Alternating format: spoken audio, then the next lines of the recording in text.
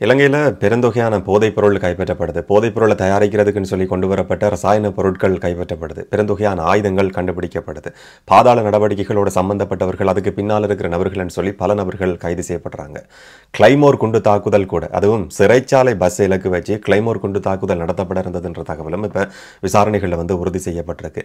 எந்த அளவுக்கு பாரதூரமான விஷயங்கள் எல்லாம் நடந்திருக்கு, திட்டமிடப்பட்டிருக்குன்னு சொல்லி ஒவ்வொரு தகவல்களும் ஒவ்வொரு நாட்களாக வெளிவந்து கொண்டிருக்கு. இப்போ வெளிவந்திருக்கிற புது தகவல்களை இந்த வீடியோவில் பார்க்கலாம். வணக்கம், நான் பிரசாந்த் ராஜ்.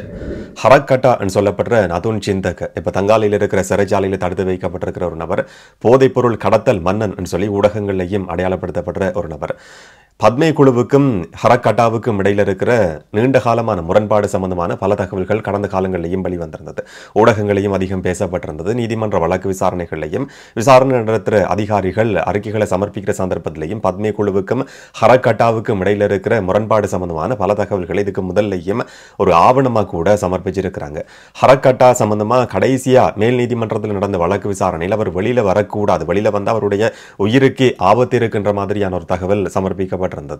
பாதுகாப்பு செயலாளரினுடைய கையொப்பத்தோட பயங்கரவாத தடை சட்டத்தின் கீழே 90 நாட்கள் இந்த வழக்கு அவர் சம்பந்தமான விசாரணைகள் முடிவடையும் வரைக்கும் பிடிஏ பயங்கரவாத தடை சட்டத்தின் கீழே அவர் தடுத்து வைக்கப்படுவார் சொல்லி பாதுகாப்பு செயலாளரினுடைய கையொப்பத்தோட பாதுகாப்பு தரப்பு மேல் நீதிமன்றத்தில் அறிவிச்சிருந்தது. தங்காலையில் தடுத்து வைக்கப்பட்டிருக்கிற ஹரக்கட்டாவை எப்படியாவது படுகொலை செய்யறதுக்கான திட்டம் சம்பந்தமான பல தகவல்கள் கடந்த காலங்களிலேயும் வெளிவந்திருந்தது. ஹரக்கட்டாவை கொலை செய்ய வேண்டிய தேவை யாருக்கு இருக்குன்றதும் இங்க இருக்கிற ஒரு முக்கியமான கேள்வி. பத்மே குழுவுக்கும் ஹரக்கட்டாவுக்கும் இடையில இருக்கிற முருகல் நிலைமை சம்பந்தமா கடந்த காலங்களில் நடந்த விசாரணைகளை தெரிய வந்த ஒரு முக்கியமான விஷயம் தான் ஹரக்கட்டாவினுடைய அவர் கைது செய்யப்பட்டதுக்கு பிறகு அவருடைய பணத்துக்கு பொறுப்பா இருக்கிறவர், அவருடைய சொத்துக்களை பராமரிக்கிற நபராக இருக்கிறவர், அவருடைய மனைவிக்கும் ஹரக்கட்டாவினுடைய மனைவிக்கும் பத்மஸ்ரீ என்று சொல்லப்படுற பத்மேவுக்கும் இடையில இருக்கிற நெருக்கமான தொடர்பு. இது கொசிப் கிடையாது, ஊடகங்கள்ல மட்டும் பேசப்படுற விஷயம் கிடையாது. பயங்கரவாத விசாரணை பிரிவு நீதிமன்றத்தில் சொன்ன ஒரு விஷயம். ஹரக்கட்டாவினுடைய மனைவிக்கும் பத்மேவுக்கும் இடையில இருக்கிற தொடர்பு காரணமா அவங்க ரெண்டு பேருக்கும் இடையில இருந்த முரண்பாடு இன்னும் அதிகரிச்சிருந்தது. இதனால மாறி மாறி கொலை செய்யறதுக்கான திட்டம் தீட்டப்பட்டிருந்தது. இந்த அடிப்படையில் இவர் நீதிமன்ற வழக்கு விசாரணைக்கு இப்போதைக்கு கூட்டி வர முடியாது, ஜூம் மூலமா மட்டும்தான் அவர் நீதிமன்றத்தில் முன்னிலைப்படுத்த முடியும் சொல்லி பயங்கரவாத விசாரணை பிரிவே நீதிமன்றத்தில் அறிவிச்சிருந்தது. பத்மே குழு கைது செய்யப்பட்டதுக்கு பிறகு தெரிய வந்த ஒரு தகவல் தான் ஹரக்கட்டாவை கொலை செய்யறதுக்கு ஒரு ஊடகவியலாளர் மாதிரி கேமராவுக்குள்ள பிஸ்டலை மறைச்சு வச்சு கொலை செய்யறதுக்கான திட்டம் தீட்டப்பட்டிருந்தது. அந்த திட்டம் முறியடிக்கப்பட்டிருந்தது. அதோட சம்பந்தப்பட்ட நபர்கள் கைது செய்யப்பட்டிருந்தாங்க, கேமரா கைப்பற்றப்பட்டிருந்தது, அதுக்கு பயன்படுத்தப்பட இருந்த துப்பாக்கியும் கூட கண்டுபிடிக்கப்பட்டிருந்தது. இப்படியான ஒரு பின்புலத்தில் தான் அவரை கொலை செய்யறதுக்கு தீட்டப்பட்ட இன்னும் ஒரு திட்டம், அதுவும் கிளைமோர் குண்டு தாக்குதல் நடத்துறதுக்கான திட்டம் சம்பந்தமான பல விஷயங்கள் இன்றைய நாளில் வெளிவந்திருக்கு. நீதிமன்றத்துக்கு ஹரக்கட்டா தங்கால சிறைச்சாலையிலிருந்து சிறைச்சாலை பஸ்ல கூட்டி வரப்படுற சந்தர்ப்பத்தில் துப்பாக்கிச்சூடு நடத்துறதுன்றது பிளான் ஏ. இந்த திட்டம் தோல்வி அடையுமா இருந்தா, நீதிமன்றத்துக்குள்ள வச்சு அவரை கொலை செய்ய முடியாம போகுமா இருந்தா, கனிமுல்ல சஞ்சீவ் எப்படி சுட்டு படுகொலை செய்யப்பட்டாரோ அதே மாதிரி இவரையும் சுட்டு படுகொலை செய்யற முயற்சி தோல்வியடையுமா இருந்தா பத்மே குழு போட்டிருந்த திட்டம் 2 பிளான் பியும் இருந்தது. அதுதான் சிறைச்சாலை பஸ் மேல ஒரு கிளைமோர் கொண்டு தாக்குதல் நடத்துறதுன்ற திட்டம். இந்த கிளைமோரை பெற்றுக்கொள்றதுக்காக இராணுவத்தினுடைய உதவியை நாடுறதுக்கும் பத்மே குழு முன்வந்திருக்கின்ற தகவலும் இன்றைக்கு விசாரணைகளில் தெரிய வந்திருந்தது. சில நாட்களுக்கு முதல்ல மல்லாவி பிரதேச இராணுவ முகாமுக்கு பொறுப்பாக இருந்த ஒரு லெப்டினன்ட் கேர்னல் கைது செய்யப்பட்டார் என்ற தகவல் வெளிவந்திருந்தது.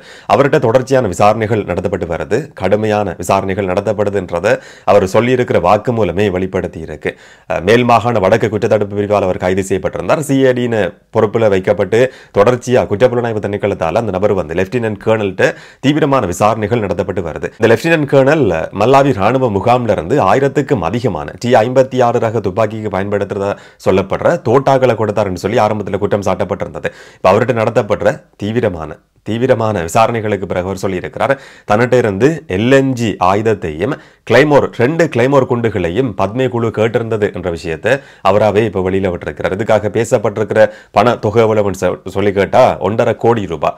1.5 கோடி ரூபாவை நாங்கள் தர்றோம், 2 கிளைமோர் குண்டுகளையும் LNG துப்பாக்கிகளையும் எங்களுக்கு எப்படியாவது ராணுவ முகாம்ல இருந்து பெற்றுதாங்கன்னு சொல்லி இந்த குழு கோரிக்கை விடுத்திருக்கு. ஆனால் நான் அதெல்லாம் கேட்டு செயற்படல, அந்த ஆயுதங்களையோ கிளைமோர் குண்டுகளையோ அந்த குழுவுக்கு ஒப்படைக்கலன்னு சொல்லி அந்த நபர் சொல்லியிருக்கிறார். T56 6 ரக துப்பாக்கிக்கு பயன்படுத்துகிற தோட்டாக்களை மட்டும்தான் நான் கொடுத்திருக்கிறேன் என்றது அவருடைய வாக்குமூலம். ஆனால் விசாரணை அதிகாரிகளினுடைய தகவலுக்கு அமைய அவர் கிளைமோர் குண்டுகளை பெற்றுக் கொடுத்திருக்கலாம் என்று சொல்லி இப்போதைக்கு சந்தேகிக்கப்படுது. தொடர்ச்சியான விசாரணைகள் அவர்கிட்ட நடத்தப்பட்டு வருது. அவர் நீதிமன்றத்துக்கு ஹரக்கட்டா நீதிமன்றத்துக்கு கூட்டி வரப்பட்ட சந்தர்ப்பத்தில் உள்ள துப்பாக்கிச்சூடு நடத்துறது அந்த முயற்சி தோல்வியடையுமா இருந்தா சிறைச்சாலை பஸ்ல ஏற்றப்பட்டதுக்கு பிறகு சிறைச்சாலை பஸ் நிப்பாட்டி வைக்கப்பட்ட இடத்துக்கு பக்கத்துல ஒரு மோட்டார் பைக்கை நிப்பாட்டி வைக்கிறது. அந்த மோட்டார் பைக்ல கிளைமோர் குண்டுகளை பொருத்தி அதை தூரந்து வெடிக்க வைக்கிறது தான் பத்மே குழுவினுடைய திட்டமா இருந்தது என்றதும் இப்ப விசாரணைகள்ல உறுதி செய்யப்பட்டிருக்கு. பாரதூரமான பல விஷயங்கள் நடக்க இருந்தது இப்ப தடுத்து நிறுத்தப்பட்டிருக்கு சொல்லிதான் பார்க்க வேண்டியிருக்கு. பாதாள நடவடிக்கைகளோட சம்பந்தப்பட்ட குழுக்கள் போதைப்பொருள் கடத்தல்காரர்கள்ட்ட இருந்து 2.5 கோடி ரூபாய்க்கும் அதிகமான பணம் அவருடைய கணக்கிலையும் சதீஷ் கமிகி என்று சொல்லப்பட்ட ஒரு எஸ்எஸ்பி சில நாட்களுக்கு முதல்ல கைது செய்யப்பட்டிருந்தார். இன்றைக்கு நீதிமன்றத்தில் அந்த எஸ்எஸ்பி சதீஷ் கமிகி முன்னிலைப்படுத்தப்பட்டிருந்தார். ஊழல் மோசடி விசாரணை ஆணைக்குழு சார்பா முன்னிலையான பிரதிபலிப்பாளர் அந்த ஆணைக்குழுவினுடைய பிரதிபலிப்பாளர் அவருடைய சதீஷ் கமிகியினுடைய வங்கி கணக்கிலையும் அவருடைய மகளோட வங்கி கணக்கிலையும் இருந்து கிட்டத்தட்ட 2.5 கோடி ரூபாய்க்கும் அதிகமான பணம் அந்த வைப்பிலிடப்பட்டிருந்தது என்ற விஷயம் இன்றைக்கு நீதிமன்றத்தில் உறுதி செய்யப்பட்டிருக்கு. அவருக்கு பிணை கேட்கப்பட்டிருந்தாலும் அந்த பிணை நிராகரிக்கப்பட்டிருக்கு. தொடர்ச்சியா அவர் விளக்கமறியல வைக்கப்பட்டிருக்கிறார். நடக்கிற சம்பவங்களை பார்க்கிற நேரத்தில் பாதுகாப்பு தரப்புக்குள்ளே இருந்த கருப்பு ஆடுகள் சம்பந்தமான பல தகவல்கள் வெளிவந்து கொண்டிருக்கு. 2 குழுவுக்கு சார்பான 2 குழுக்களா பாதுகாப்பு தரப்பும் பிரிஞ்சு செயற்பட்டிருக்கின்றதுதான் இதுல இருந்து நாங்கள் விளங்கிக் கொள்றோம். ஒன்று ராணுவ முகாம்ல இருந்து இதுக்கு தேவையான ஆயுதங்களை துப்பாக்கிகளை தோட்டாக்களை கொடுக்கிறது கிளைமோர் குண்டு வரைக்கும் அந்த நிலைமை தீவிரம் அடைஞ்சிருக்கு. இந்த குண்டுகளை வைக்கிறதுக்கு பயன்படுத்தப்பட இருந்த நபர்களும் முன்னாள் ராணுவ உறுப்பினர்கள் ராணுவத்திலிருந்து பயிற்சி பெற்ற நபர்கள் துப்பாக்கிச்சூடு நடத்துறதுக்காக இதுக்கு முதல்ல பயன்படுத்தப்பட்ட நபர்கள் கூட இந்த மாதிரி ராணுவத்திலிருந்து தப்பியோடினவர்கள் பயிற்சி பெற்றவர்கள் சொல்லி தகவல்கள் தெரிய வந்திருந்தது. ராணுவ முகாம்ல இருந்து இதுக்கான ஆயுதங்கள் துப்பாக்கிகள் தோட்டாக்கள் எல்லாமே பெற்றுக் கொடுக்கப்படுது. ராணுவ உயரதிகாரிகள் லெப்டினன்ட் கர்னல் கைது செய்யப்பட்டிருக்கிறார். அந்த மாதிரியான நபர்கள் பயன்படுத்தப்பட்டிருக்கிறாங்க. இந்த திட்டத்தை செயற்படுத்துறதுக்காக பயன்படுத்தப்பட இருந்த நபர்களும் ராணுவத்திலிருந்து தப்பியோடின நபர்கள் ராணுவத்தில் பயிற்சி பெற்ற நபர்கள் என்றதும் விசாரணைகளில் உறுதி செய்யப்பட்டிருக்கு. இந்த விசாரணையை நடத்தி அதை கண்டுபிடிக்க வேண்டிய பொறுப்பில் இருந்த போலீஸ் அதிகாரிகளுக்கும் பாதாள நடவடிக்கைகளோடு சம்பந்தப்பட்ட குழுக்கள் கோடிக்கணக்கில் பணம் செலுத்தி அந்த விசாரணைகளை திசை திருப்பதற்கான முயற்சி இல்லாட்டி அதை பற்றிய விசாரணைகள் நடத்தப்படவே கூடாது என்று சொல்லி பாதுகாப்பு தரப்புக்குள்ள இந்த பாதாள நடவடிக்கைகளோடு சம்பந்தப்பட்ட குழு எந்த அளவுக்கு ஊடுருவி இருக்கின்றதுக்கான பல உதாரணங்கள் அண்மைய நாட்கள்ல தொடர்ச்சியா வெளிவந்து கொண்டிருக்கு. இதுவரைக்கும் வெளிவந்து கொண்டிருக்கிற தகவல்களை பொறுத்த வரைக்கும் பத்மே குழு சம்பந்தமா நடத்தப்பட்ட விசாரணைகள் தான் இது எல்லாமே கண்டுபிடிக்கப்பட்டிருக்கு. இந்தோனேஷியாவில் இந்த குழு கைது செய்யப்படாமல் இருந்திருந்தா இந்த தகவல்கள் தெரிய வந்திருக்காது. இன்னும் ஒரு பக்கம் இந்த ஒரு சிலர் நடத்தப்பட்ட விசாரணைகளிலேயே இந்த அளவு அதிகமான தகவல்கள் பாரதூரமான விஷயங்கள் தெரிய வருதுன்னு சொன்னா இதுக்கு வெளியில எங்களுக்கு தெரியாத இன்னும் ஏராளமான விஷயங்கள் நடந்திருக்க முடியும். அதெல்லாம் கண்டுபிடிக்கப்படுமா இல்லையான்றதை பொறுத்திருந்து பார்க்கலாம். நேற்று இரவும் கூட கொழும்புல கோட்டை பிரதேசத்தில் இருக்கிற ஒரு ஹோட்டல்ல ஒரு குப்பை தொட்டிக்குள்ள மறைச்சு வைக்கப்பட்டிருந்த 9mm பிஸ்டலுக்கு பயன்படுத்தப்படுற சில தோட்டாக்கள் கண்டுபிடிக்கப்பட்டிருக்கு. இது சம்பந்தமா எந்த ஒரு நபரும் கைது செய்யப்படல. இதே நேரம் அந்த 2 கண்டெய்னர்களையும் கொண்டு வந்த நபர் சம்பந்தமான தகவல்கள் இப்ப முதல் கட்ட விசாரணைகள்ல தெரிய வந்திருக்கு. ஆனால் அந்த நபர் இதுவரைக்கும் கைது செய்யப்படல. ஈரான்ல இருந்து போன வருஷம் அக்டோபர் மாதம் இந்த 2 கண்டெய்னர்களும் கொண்டு வரப்பட்டிருக்கு. ஜனவரி மாதத்துல அது விடுவிக்கப்பட்டிருக்கு. அதை வெளியில கொண்டு வந்த நபர் தான் அகுங்கல் சஜித் சொல்லப்பட்ட நபர். அவர் பற்றின தகவல்கள் இப்ப முதல் கட்ட விசாரணைகள்ல கண்டுபிடிக்கப்பட்டிருக்கு.